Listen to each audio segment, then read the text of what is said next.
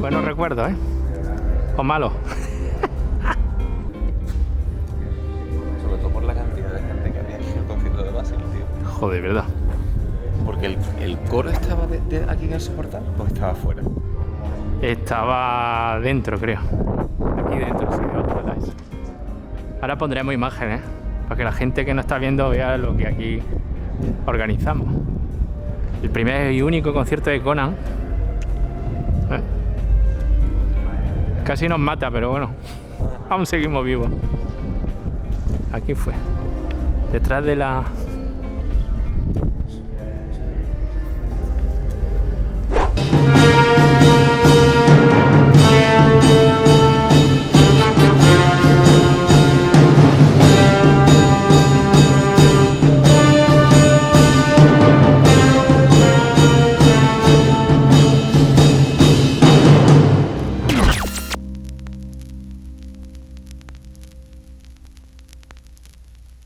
Estamos hoy aquí en el Festival de Cómic Europeo de Úbeda.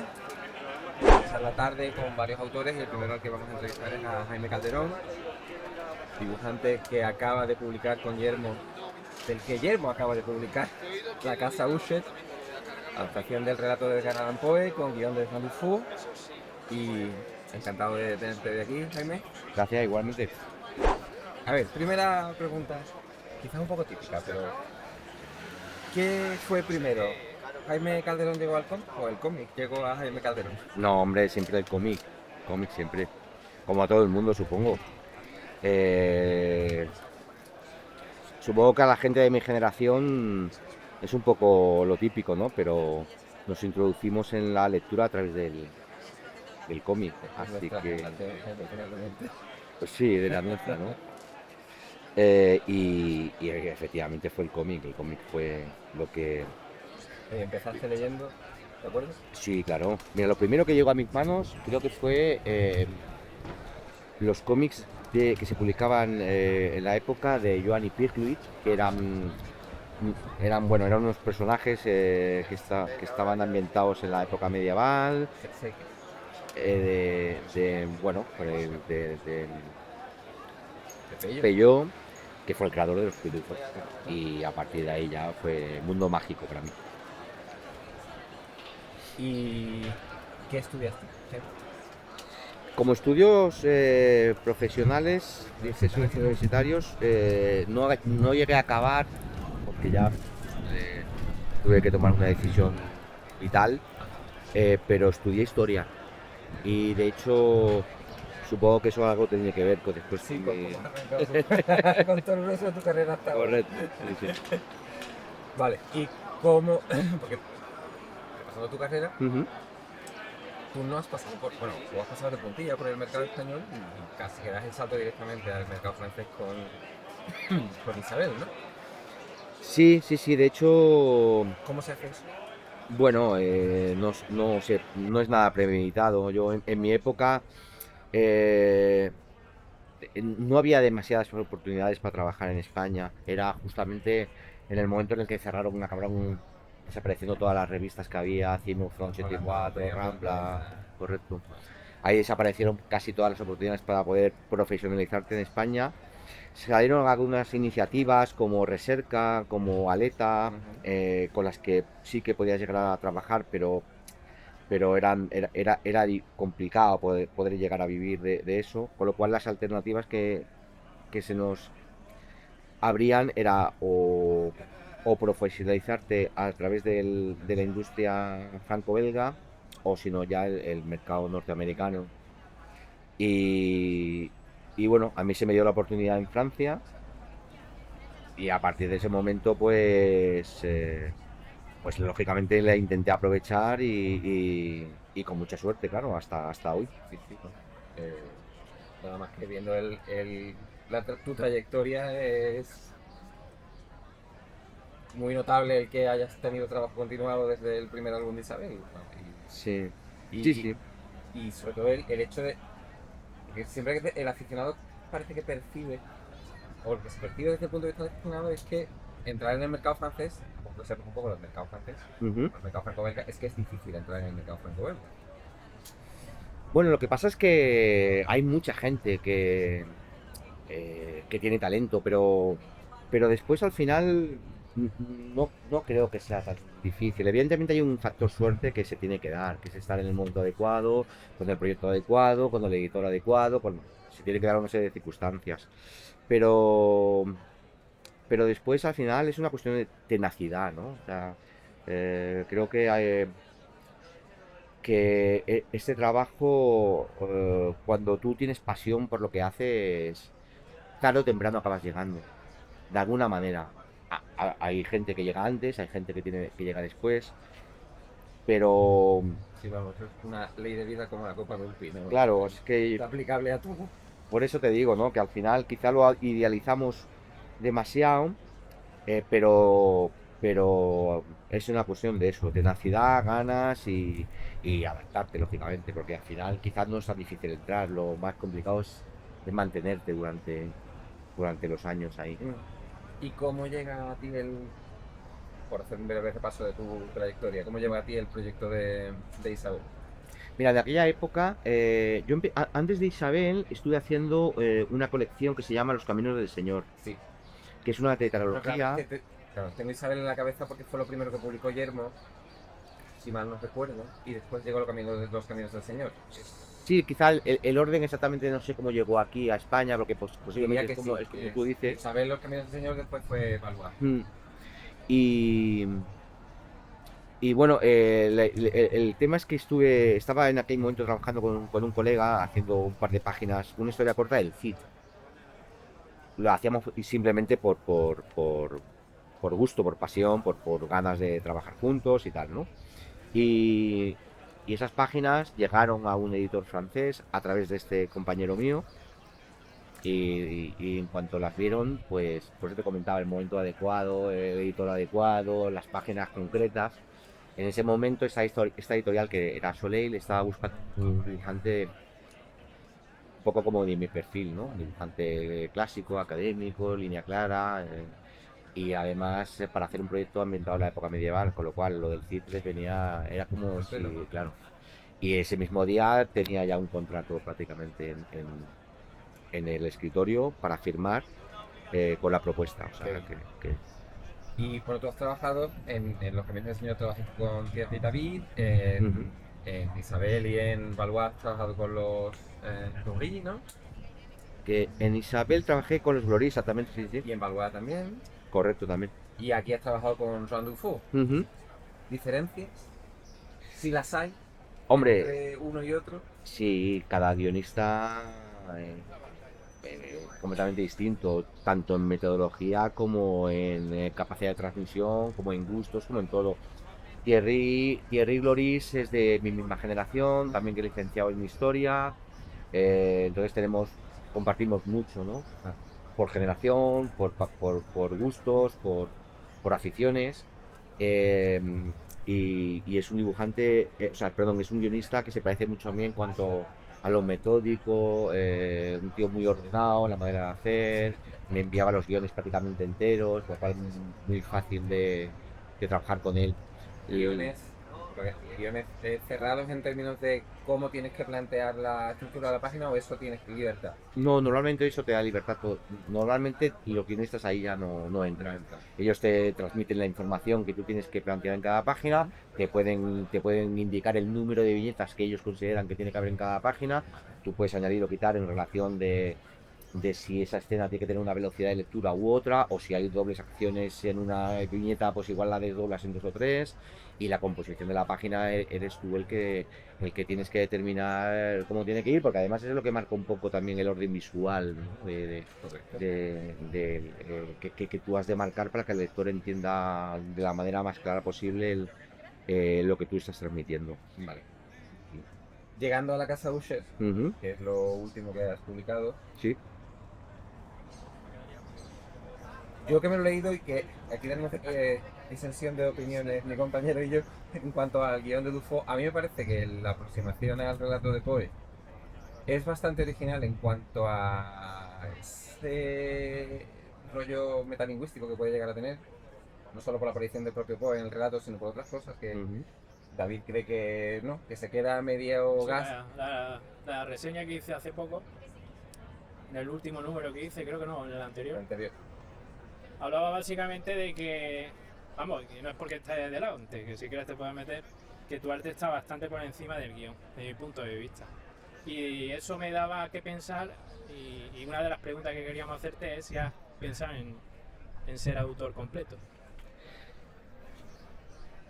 Te respondo primero a la última y después te respondo a la otra si quieres. Efectivamente sí, claro que me gustaría. Lo que pasa es que respeto mucho el trabajo de los guionistas, creo que no es nada fácil. Ya. Me da la sensación que escribir conlleva un mecanismo un poco más caótico, según yo lo concibo, que la narración gráfica y el dibujar. Yo soy muy metódico en todo, soy muy pautado, o sea, soy un dibujante miedoso que se llama, o sea, construyo mucho. En las dedicatorias no tanto, pero fíjate que ya sí incluso tengo que dibujar un poco antes de elegir la línea correcta, ¿no? En ese sentido, el caso del guión me da mucho miedo por eso, porque me da la sensación de que las historias se van construyendo un poco a base de incorporar ideas, ¿no? Que vas teniendo y creo que esa es la manera buena de poder crear una buena historia, ¿no? Es decir, que muchas veces la idea original que tú tienes, de la idea original que tú tienes a lo que acaba pasando o acaba siendo, no tienen absolutamente nada que ver, ¿no? Y eso me da mucho miedo porque es un poco un movimiento un poco como catársico casi, ¿no? Y no sé si sería capaz, pero en cualquier caso lo que estoy intentando es trabajar con los mejores para aprender, Mal. para aprender y sí, efectivamente que sí que me gusta.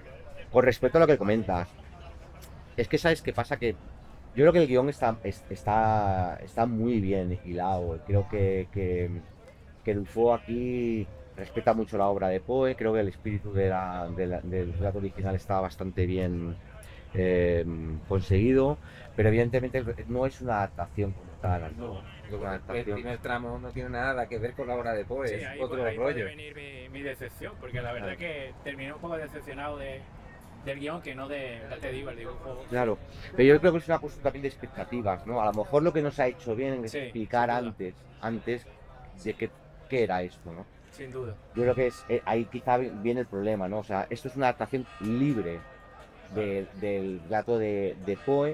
Yo creo que el relato de Poe es inadaptable al cómic porque no daría No, a claro. nivel secuencial para poder adaptarlo bien, que nos daría para una historia corta, no para un libro de 50 o 60 páginas. Entonces, el tema es, aquí la idea era aprovechar toda esa riqueza que tiene el relato, toda esa capacidad de transmisión de ambientes, de lo que es el terror gótico, y incorporar elementos nuevos para generar una historia que creo que es bastante original en ese sentido.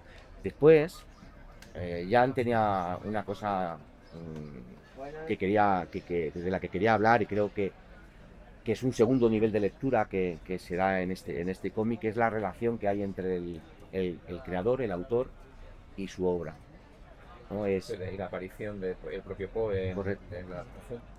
Es, Es, que a mí es lo que más me ha gustado. claro, Ese rollo metalingüístico que arrastra todo la lectura, ¿no? Y es que es una capa por dentro. exacto. Tenemos la historia principal, que es lineal y te la puedes leer y bien, funciona, pero después hay un segundo nivel de lectura en el que se habla de eso, ¿no? De la relación entre el escritor o el autor y su propia creación y cómo muchas veces aquellos personajes o aquellas creaciones que nosotros hemos planteado se nos van escapando, ¿no? Son como aquellos hijos que tienes que dejarlos ir y que muchas veces acaban cogiendo caminos que tú no tenías. Sí, que los personajes hablan por ti, Exacto. claro. Y es un poco, yo creo que ese punto es latente en la obra, ¿no? Es Y más en- que vale. claro, Muy bien planteado. y por eso yo no comparto la opinión No, claro. que decías justamente por eso, porque creo que Más te vale que no, porque el guión creo que está muy bien hilado en ese sentido. además quedaría mal decir que tú estás por encima del guión, porque muy No. humilde no sería, pero No, bueno, no, oye, no. que todo se ha visto, ¿eh? No, no. En este mundo. Vale, una última cosita porque queremos entretenerte mucho. Tú dibujas a lápiz, en tintas, coloreas. Ujú. ¿Cuánto tiempo te lleva a hacer? Sé que no es una pregunta que pueda tener una respuesta inmediata porque no se hace así, pero si tuvieras que calcular de manera estimativa cuánto tiempo llevaría una plancha. Normalmente, hombre, como bien dices, es difícil calcular, pero lo acabamos calculando porque si no no seríamos profesionales. O sea, hay que hablar de unos tiempos de elaboración del álbum. El tiempo medio más o menos son unos 4 días por página, desde que me leo el guión hasta el arte final. Que es 4 veces un TVO estadounidense, que no tiene nada que ver. Sí, claro, pero es que también el formato aquí marca mucho, es decir, Y que no estamos hablando de una máquina de fabricación en serie, claro, que sería el TVO estadounidense, esto es más... es que el formato, te comentaba, marca mucho en el sentido de que el tamaño de la publicación de la BD lo que permite es ofrecer una cantidad de información muy distinta por página a la que te permite, por ejemplo, una página de manga, que es un formato mucho más pequeño, o el cómic americano. Si os fijáis en las estructuras del cómic americano, estamos hablando de 3 hileras o más y una media entre 4 y 5 viñetas, porque es que el formato no permite más. Tú no puedes poner 10 viñetas en una página de formato comic book porque es ilegible. Bueno, a no ser que te llames Tom King y pongas a tu... Bueno, pero no es Al menos 9. Ya salió Tom King, madre mía con Tom King. pero no es habitual y entonces el comic book es como mucho más, la lectura es mucho más visual y el cómic franco-belga es más literaria, si quieres, ¿no? Entonces, claro, eso implica más tiempo de elaboración por página. Al final, el tamaño al que vosotros dibujáis es más o menos el mismo, ¿no? Estamos hablando de la 3. Mis originales sí. Los originales sí. Normalmente los autores franceses o los autores que trabajan en la BD francesa trabajan en tamaños un poquito más grandes, 40 por 50 aproximadamente. Sí, a ver, yo tengo en casa un de estos artistas que está sacando Dupuy, Ujú. el de uno que sacó de Billy Bolita, Ajá. y sí, es enorme. La página es enorme, es gigantesca. Ujú. Sí, normalmente ya te digo, son un poquito más grandes. Yo trabajo en ese formato porque soy un poquito como los peces. ¿Sabes que los peces no tienen medida cuando comen? O sea, si tú tienes una pecera y te vas de vacaciones y le dejas de comer, se acaban muriendo. Pues a mí me pasa un poco igual. Si trabajo en un formato más grande, acabaría dibujando más cositas y no acabaría funcionando. Por lo tanto, tengo que frenarme. Sí. Vale, y para terminar, Ujú. ¿qué tienes entre manos? Si tienes algo entre manos, y lo Sí. puedes contar. Sí. No creo que tenga que haber secretismo en todo esto, porque además no. Estoy trabajando en un peplum, que es O sea, qué un. guay. Sí. Eh, es una historia que explica la experiencia vital de un personaje femenino que es el principal, que se llama Silvia, que es una patricia romana de la época de la República, una época bastante arcaica, a pesar de que yo la he intentado representar un poco más en los tiempos un poquito más posteriores para llegar al público general y para que tenga una imagen más o menos Además, ahí tenéis un contendiente muy serio en Murena. correcto. Lo que tiene lo que va a tener el lector que se aproxima a este trabajo, claro. Sí, en este caso es una época anterior eh, y es un personaje, como te comentaba, femenino, pero es una lectura de personaje, es una heroína más actualizada, que asume prácticamente el rol de un personaje heroico masculino. ¿Con qué guionista? Y estoy trabajando con Ibsen, Ibsen. que por eso te decía, estoy trabajando con los mejores, Vaya. porque es la manera de poder aprender y que llegue un momento en que yo aprenda a poder escribir y trabajar. Y en eso estoy. Lo que pasa es que se va a retrasar un poquito porque como soy bastante lento y el proyecto es muy exigente porque hay momentos muy épicos. Estamos hablando de las primeras invasiones de los celtas a Roma y demás. eh, Me está exigiendo mucho a nivel de trabajo y dibujo. Vamos a estocar un poco, a generar un poquito de stock para que los tiempos de espera entre tomo y tomo no sean muy, muy grandes y ¿Tenéis clara cuándo va a ser la extensión de la serie? a ver, nuestra idea es que se empiece a publicar en 2026, Ah, pero... me refería al número de álbumes. Ah, sí, en principio el arco principal, que es el que habla del el viaje del personaje a todos los niveles, emocional, geográfico y demás, eh, está planteado para desarrollarlo en 4 tomos. Pero bueno, creo que el personaje es muy muy potente y nos va a dar, espero, las suficientes alegrías como para seguir dibujándolo, para que no me pase un poco como lo que me pasó con Isabel, que, que me quedé. Cuando estaba en lo más alto, se Sí, acabó. sí. Mira, hablando un poquito de lo que comentábamos de la relación entre el autor y su obra, ¿no? La relación emocional que yo llegué a establecer con ese personaje me hizo muy difícil dejar de dibujarlo después. O sea, fue un momento un poco, no te voy a decir traumático, por favor, pero sí que es verdad que, ostras, lo pasé muy mal. O sea, a mí un par de tomos más de Isabel me hubiera mucho gustado hacerlos. Y con este personaje creo que se está estableciendo la misma relación, así que yo creo que nos dará para más. Bueno, pues Encantado de lo que hemos visto. compartido contigo. Igualmente. El dibujo. Sí, es el tuyo, yo quiero uno, ¿eh? No, este te lo quedas tú, sí. No, hombre, no. Qué pasada, de verdad. Qué pasada. Además, ese personaje da penica, ¿eh? ¿Cómo la tratan? Pero bueno. El prota es un poco cabrón, ¿no? Sí. ¿Sabes de lo que me estoy Una hablando? persona, ¿no? ¿Sabes de lo que me estoy hablando de este dibujo? Rubén González. Ah, bueno, sí, hay gente que me dice el trazo ese, ¿no? Es que la configuración de los labios, Joder. Hombre, es un referente, ¿eh? Bueno, de quién no, ¿no? Claro. Jaime, Para un muchas tío con gracias. ese talento. A vosotros por... Y perdonar por el retraso. No pasa nada.